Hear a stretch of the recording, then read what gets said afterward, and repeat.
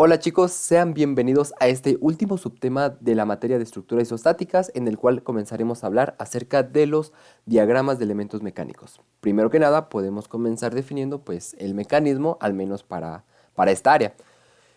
Como sabemos, a veces para un mismo concepto existen diferentes definiciones. En este caso ocuparemos la siguiente.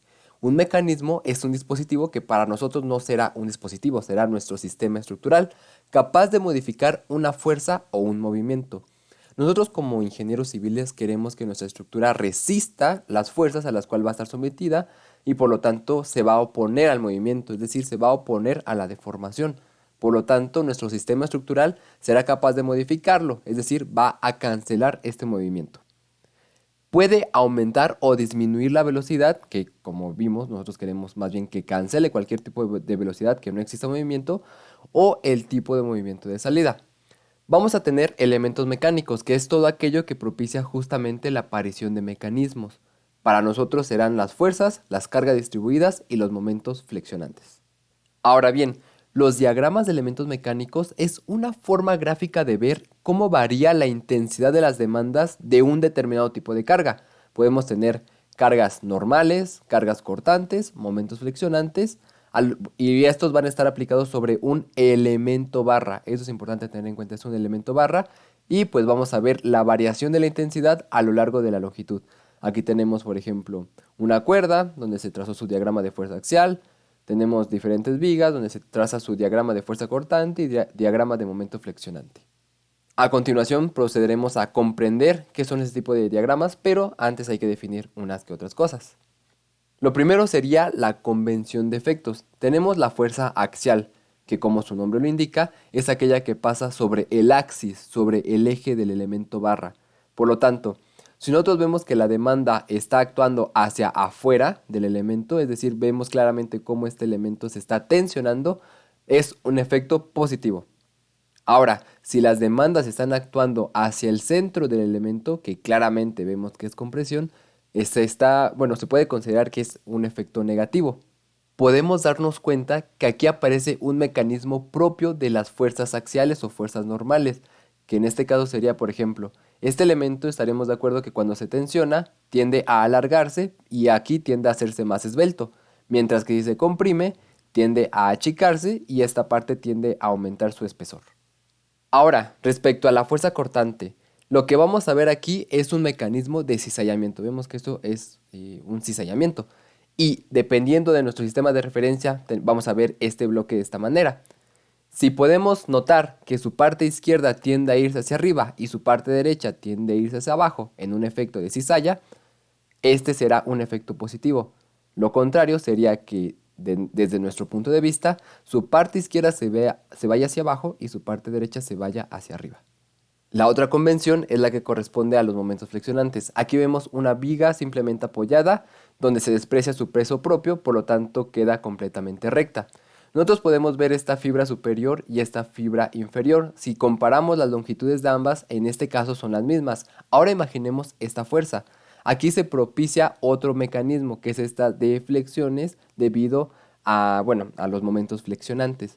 Si nosotros comparamos la longitud de esta fibra superior con la longitud de esta fibra superior después de haberse deformado, veremos que esta es de menor longitud. Por lo tanto, aquí hay compresiones. Mientras que si comparamos esta longitud y esta longitud de las cuerdas inferiores, esta es mayor, por lo tanto hay tensiones. Lo opuesto pasaría si esta carga se aplica de abajo hacia arriba. Ahora esa longitud es mayor, por lo tanto hay tensiones, y esta longitud es menor, por lo tanto hay compresiones. En conclusión, un efecto positivo de momento flexionante es cuando hay compresiones arriba, tensiones abajo, y un efecto negativo es cuando hay tensiones arriba y compresiones abajo.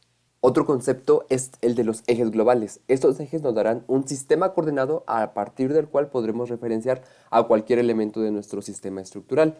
La principal característica que tienen estos ejes es que están orientados respecto a la vertical y respecto a la horizontal, pues del lugar en donde va a construirse la obra. La principal función o la principal ventaja que nos ofrecen este sistema coordenado que nos dan estos ejes es para el cálculo de reacciones.